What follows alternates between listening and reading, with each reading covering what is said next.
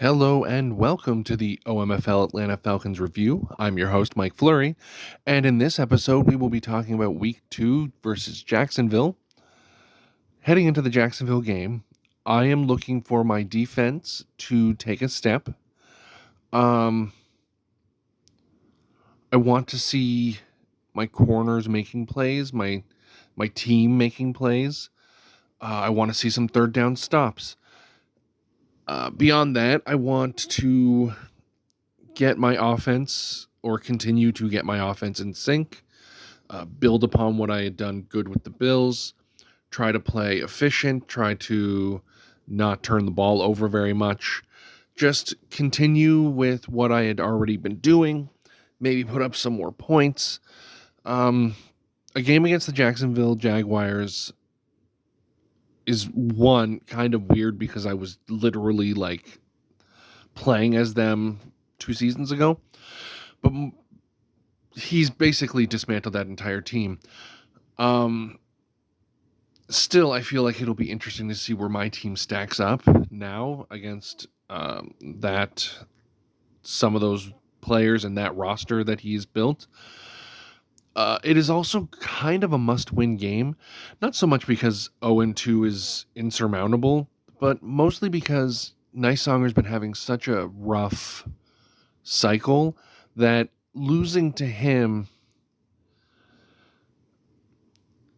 it feels like a massive missed opportunity to get a win under my belt.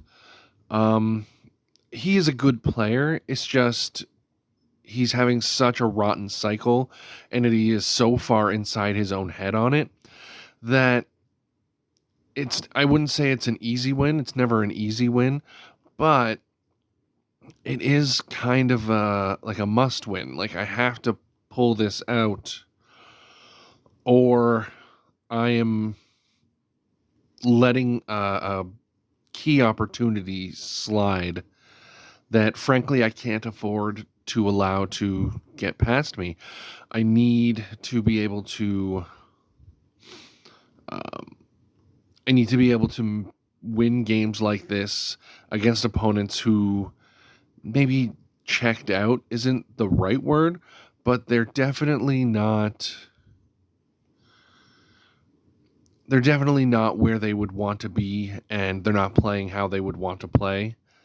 So in that respect, it is a must-win game. I need to get games like this to have any chance of competing with the Panthers as the season goes on. I'm going to have to play a smart game. I can't let him get back into the game if I take a lead. I need to learn to shut down and really step on a team's throat, for lack of a better word or term, when it looks like they are starting to kind of crumble a bit, especially the teams that are having rough campaigns and rough cycles. You can't let them, like I did last season with Nate and the Eagles, and just let them get back into games that I should have won, and won easy. Letting them get confidence and letting them build that is a bit of a problem, and that I had last season, and it's something I cannot continue to do. I need to, once I've taken a lead, and once I've taken a big lead, I need to shut it down. I need to just end games early, get the knockout blow, and hopefully keep everybody healthy and move on to the next game. So we will be back in about an hour my time, about 4 seconds your time, and let's see. We will talk about how we did. So I would say I did about 50% of what I set out to do in this game. Let's start with the defense. It was pretty good. I created 4 turnovers, technically, 3 that are recorded, 4 total. Justin Fields was pretty good. He completed 62% of his passes, threw an interception. I got an interception on a Will Levis pass from my rookie, Tevin Hampton. My defense was fine. It was fine, and it made some plays, but a couple of those plays had to be user plays to happen, and sometimes you just kind of want the rest of the defense to show up. Now, it did, in fairness. One play was, I'm not even sure how it would be recorded. Maybe a fumble? It was an option shovel, like an option pitch pass that I had set to get my to cover the halfbacks. So my linebacker just stepped in front and intercepted, I guess, the fumble, technically, and returned it for a touchdown. I was using Rook Arohoro on a different play. I saw his lineman basically just bump and take off on me, so I knew it was a screen. I just kind of settled into the screen, threw it right to me, interception, pick 6 there. Hampton intercepted Will Levin's only pass, the first pass of the game, basically. And my safety, the new one, whose name I'm blanking on at the moment, I want to say Chamari Connor, yeah. He intercepted a 2-point conversion, took that back to the house. So like 4 turnovers, that's good. That's what I wanted. But I did also kind of let him back into the game, which as I said in the beginning, I wanted to try to keep myself from doing when I'm playing teams that I feel I need to beat because they're struggling this campaign or this cycle. And he managed to really come back in the second half. Now, to be fair, a lot of that was some interception issues I had, which we'll get to. 2 really just kind of dumb interceptions on my part. Throwing the ball when I probably shouldn't have. I mean, I kind of read on one of them, I read more of a man play or a deeper zone. So I thought I could get the underneath route, but his corner, I think it's a corner, jumped it really well, took it back for pick 6. I don't really remember the other interception. I don't remember what play it was that I was running. So it's hard to 100% commentate on that.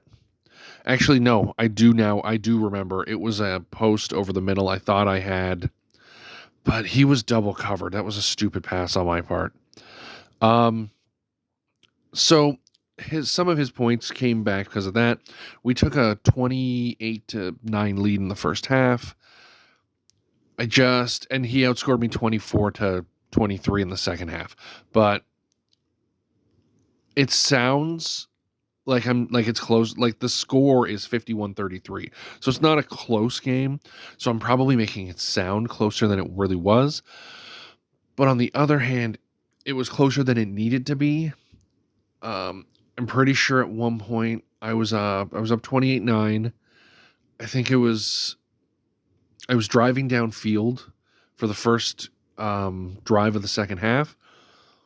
And I threw that first interception, and then things just kind of snowballed from there. I managed to score some points. I got a pass off to Vita Little. I think I got one off to, I want to say BTJ. I got the Ruka Rojo touchdown. pick six. So, like, I was getting points, but the game should not have gotten as close as it did. It got down to 8 points at one point, I mean. Offensively, aside from the two interceptions, which were mostly my fault, I thought Gaffney was really good. He would have been 14 of 18 without those two interceptions. He was 14 of 20, 70%, 4 touchdowns, 242 yards. I hit the passes I needed to hit. He was good. I liked he didn't miss any passes I really needed from him. As I said, the interceptions were mostly my fault. The underneath route, I kind of thought the receiver should have had position. He didn't end up with it, but that's me reading the play, not Gaffney throwing a bad ball. Bijan Robinson came back, was healthy, 94 yards on 14 carries. I probably should have gotten him more carries, but I was kind of worried about getting him hurt as the game went on. 21 passing attempts is probably not enough for, given the fact that we were up by so much. I kind of wish I had run the ball a little bit more. But, I can't complain too much. I look at the play calling, and I think balance is probably the way to go so that people can't really key down on my running backs. And then having over 5 yards a carry with Tavita Little having 7 for 34. So all told, 128 on the ground on 21 carries. That's not bad. Again, I would like to have Bijan Robinson get more carries. And had I not started throwing the interceptions and having things snowball, I probably could have spent more of the second half. If the first pass is incomplete, it's a third down. I think it was a third down. So I kick a field goal. He comes down, he does whatever he does. And then I'm probably running the ball a lot to chew out the clock. So that's just kind of ended up being how it went. His receivers made some great plays. Adonai Mitchell, 126. Addison, 87. He passed the ball fairly well, but I was able to get some turnovers, which I needed. BTJ had 4 catches for 86 yards. Had a bunch of underneath stuff that really helped move some chains. Got one big play because he's BTJ. He's going to do that sometimes. Kyle Pitts was really good. 65 yards on 5 catches. He had 2 touchdowns. He was really solid moving chains. That's basically my entire offense, is just getting the ball into the hands of my playmakers and moving the chains. London had 43 yards on 3 catches. That was great. Tavita Little had 1 catch, but 45 yards. So it was a really solid game for my offense. It was building on what I needed to build on. Going to continue doing that. I think I have the Eagles next. Just going to have to keep working, keep fighting. Hope my defense continues to improve through time. Which it should. Again, if I don't throw those interceptions, that's probably 14 to 21 points that just never end up on the board, just based on momentum and stuff. I really liked them in the first half, making some big plays, interceptions. So it's good. It's a lot to build on. We just need to go into the next game ready to continue growing the season. We got the Eagles, who are 0-1 right now, and I don't know when their game is being played. We are now tied for the division at 1-1, so that it's completely meaningless. So we are going to end things here. We're going to have to do the Eagles game probably tomorrow if we've simmed by then. So I will be pumping these episodes out really quick. I'm doing the Bills game right now. I should have access to the gameplay video for this game later tomorrow. So hopefully sometime next week I'll have 3 or 4 games out in the early part of the season, which means a lot of videos. So For the OMFL Atlanta Falcons review, I'm Mike Fleury, and as always, I'll try to do better next time.